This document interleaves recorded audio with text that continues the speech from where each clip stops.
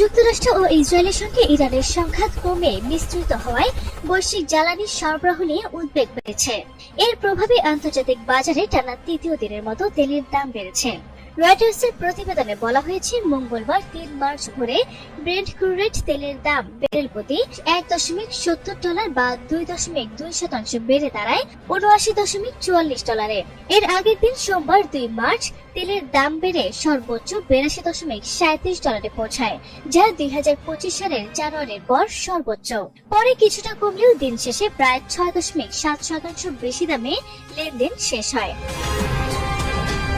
অন্যদিকে যুক্তরাষ্ট্রের West Texas intermediate WTI ক্রুডের দামও $1.17 বা 1.6% বেড়ে ব্যারেল প্রতি $72.40 পৌঁছেছে।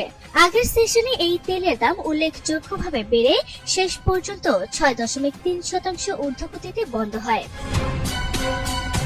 বিশ্লেষকদের মতে, মধ্যপ্রাচ্যের গুরুত্বপূর্ণ জ্বালানি রুট হরমুজ প্রণালী ঘিরে উত্তেজনা এবং ইরানের পক্ষ থেকে আঞ্চলিক জ্বালানি অবকাঠামোতে হামলার আশঙ্কা তেলের বাজারে অনিশ্চয়তা বাড়িয়ে দিয়েছে।